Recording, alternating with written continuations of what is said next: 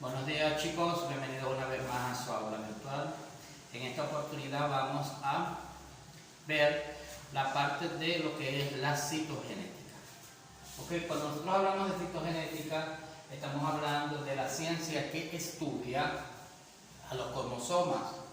Es decir, esa ciencia que se ha encargado de estudiar los cromosomas durante tantísimos años, durante siglos, y que hoy en día pues, nos ha dado a nosotros resultados bastante fidedignos sobre algunas alteraciones o anomalías que ocurren a través de estos en la genética.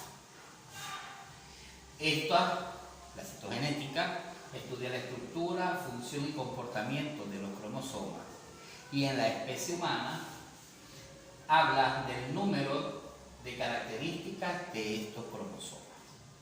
Fíjense bien, es importante que nosotros sepamos que la citogenética ha sido de las ciencias más controversiales que ha podido existir, o una de las más controversiales para su estudio, porque en estas han inferido o han tratado de intervenir muchas personas o muchos científicos, muchas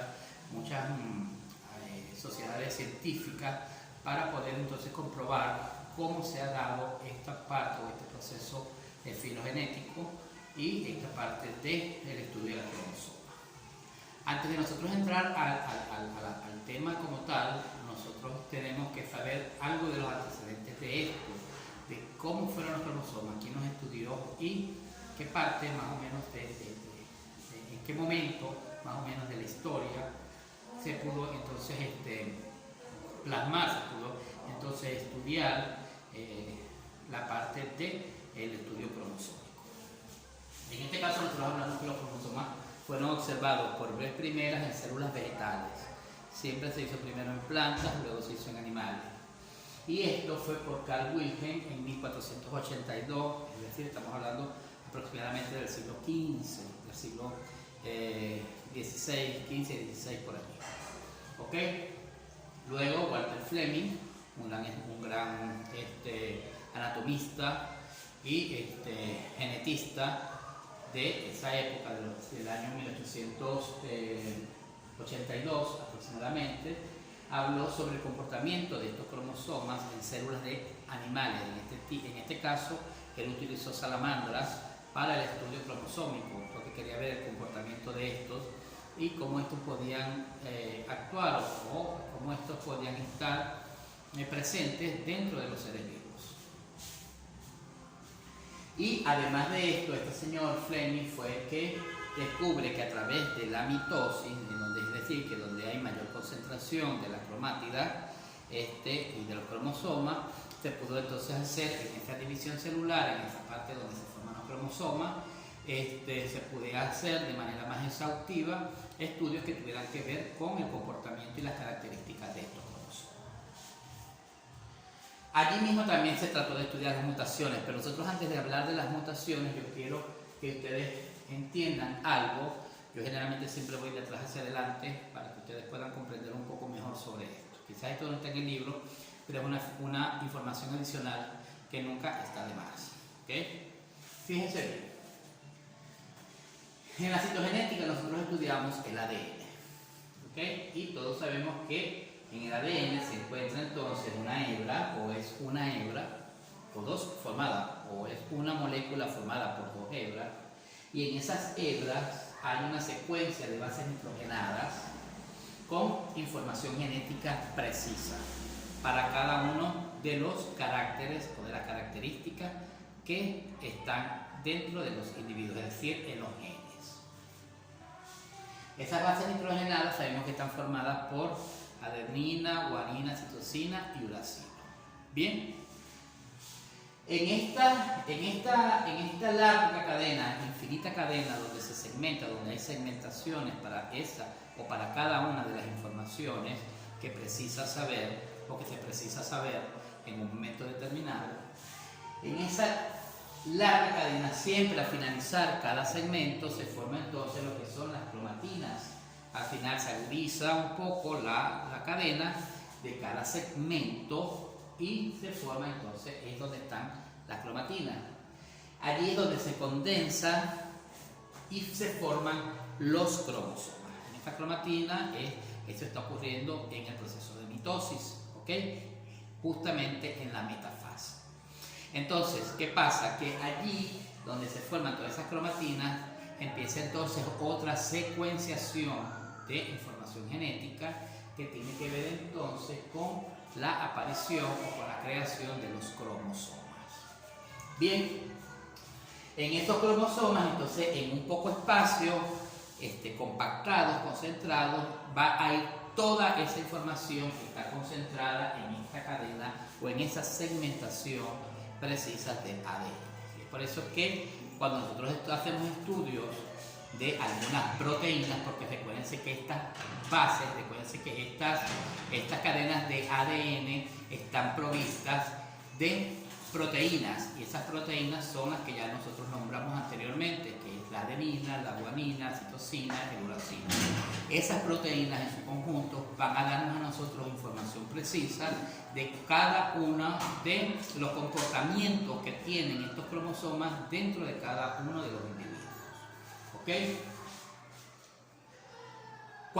Una vez que esto ocurre, tenemos que conocer también que cada ser vivo, cada especie de plantas, animales y el hombre, tiene un número de cromosomas característicos y específicos. En el caso del hombre, nosotros tenemos 46 cromosomas, es decir, 23 pares. 44 son autosomas, es decir, 22 pares, son autosomas, que son los que nos dan las características generales: color de piel, color de cabello, color de ojos, estatura, etcétera, etcétera, etcétera.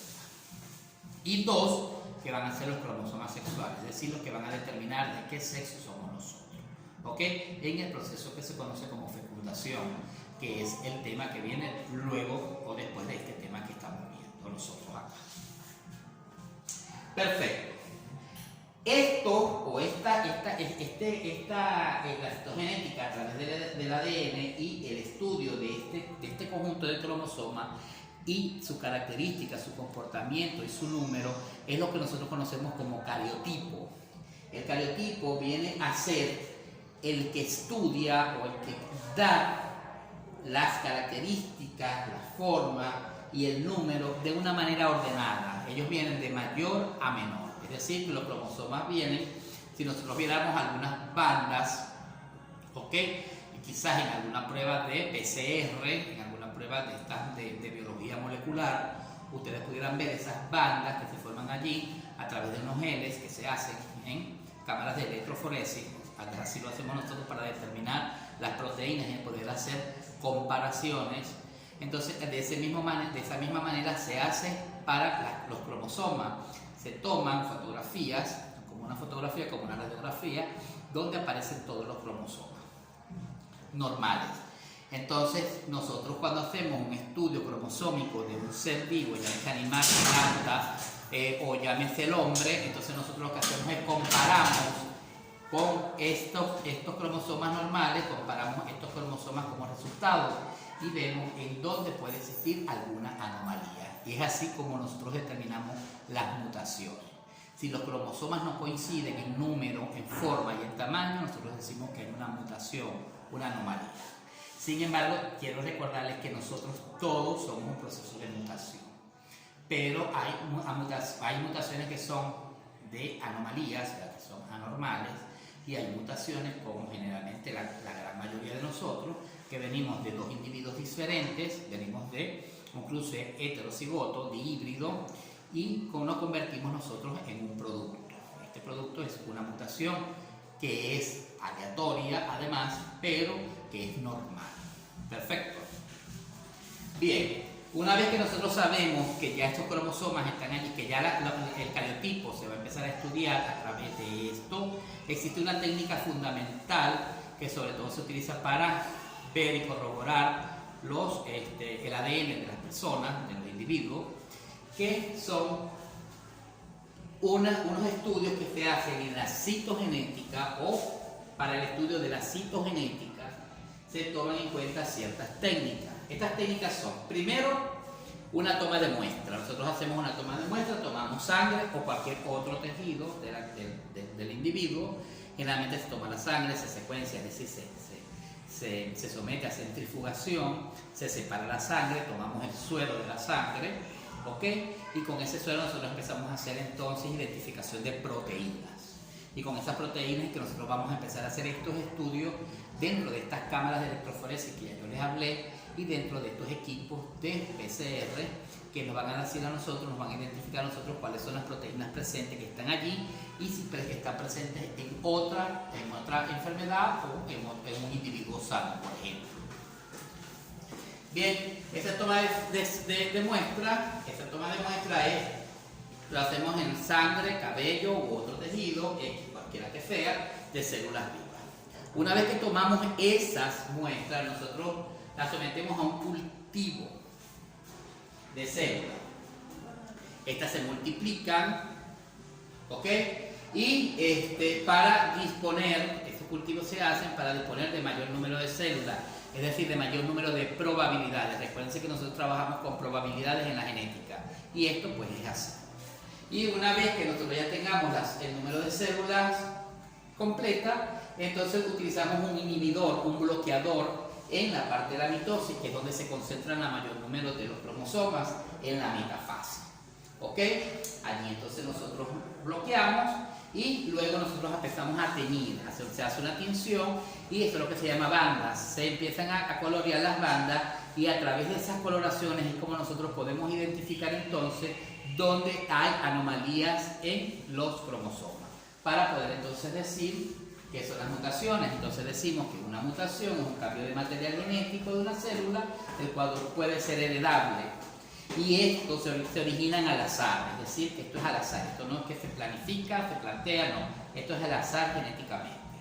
Y son importantes para los seres vivos ya que posibilitan la evolución, es decir, nosotros somos un proceso evolutivo, un proceso de mutante, somos mutantes, y eso ha hecho que nosotros podamos entonces visualizar un poco mejor la parte de evolución, de dónde venimos y hacia dónde vamos.